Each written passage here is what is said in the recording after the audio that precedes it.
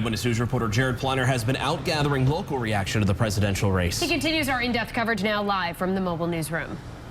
Steve Shannon, well, 3 presidential debates now in the rearview mirror tonight. Our political analyst on the moment last night he believes was not a good one to leave with undecideds. Thank you and good night. Hillary Clinton made her view on the topic known last night, calling it, quote, horrifying. Tonight, Eyewitness News political analyst Joe Fleming on questioning the legitimacy of the presidential election. Donald Trump was very strong at the beginning of the debate. I think as soon as he said that, that became the soundbite for today. I mean, in this country, people expect when you lose, you concede the election and you move on. Rhode Island history books have examples of voting irregularities in times past. Fleming says it is harder to do today. You need your driver's license or some other type of picture ID. So it's going to be very difficult to do something like that nowadays in Rhode Island. I think things are a lot better today than they were in the 30s and 40s. You may get an isolated thing where someone tries that, but not to the point where it's going to turn the election. I asked about Trump's we'll see approach being compared to Al Gore's request for a recount in 2000. That night, Al Gore was ready to concede. He knew it was close, but he was conceding until he found the problem in Florida.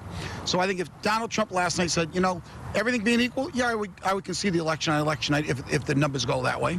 But he decided to do it a different way. As for whether Trump's comments on a rigged election could impact turnout, I would think if you're a Donald Trump supporter, this may motivate you more to go out and vote. And I think that's what he's trying to do, motivate his supporters at this time. now, there have been past local allegations concerning irregularities with mail-in ballots. But again, the presidential election, of course, takes place on a much larger scale. Millions of votes to be cast. Coming up new at 6 o'clock, we talk with a local political scientist about all this. He teaches this for a living. He does this for a living. We'll see you next hour. For now, live with the Providence Mobile Newsroom, I'm Jared Pleiner, Eyewitness News.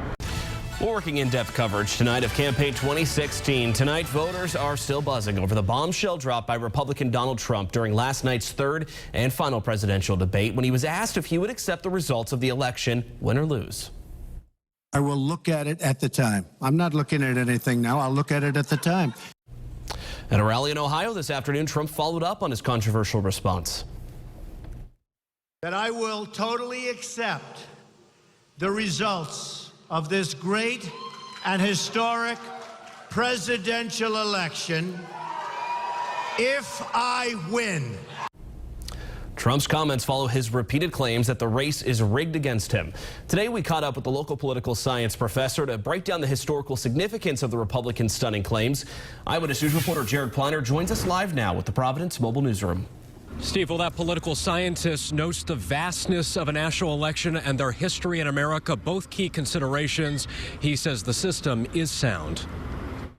Because that's horrifying. Donald Trump and Hillary Clinton on stage together for the last time, trying to sway the swayable voter. Now getting a lot of play, a Trump suggestion the election results won't be sound. Joe Cammarano teaches presidential and election politics at Providence College. Each state is divided into thousands or hundreds of districts. Each district has its own system. None of it is hooked up to the internet. And so for somebody to figure out how to change results in that many thousands of precincts is next to impossible. We asked about fears of foreign involvement in a U.S. presidential election. Russia has hacked into 2 systems, it appears, and they very well could get into others. But again, that's the registration system. People actually have to show up at the precinct. Some today argued Al Gore questioned the integrity of the 2000 race, and Trump's comments were reasonable given that contest. Using the law, Al Gore asked for a recount, and the process was eventually stopped by the U.S. Supreme Court in the favor of George Bush.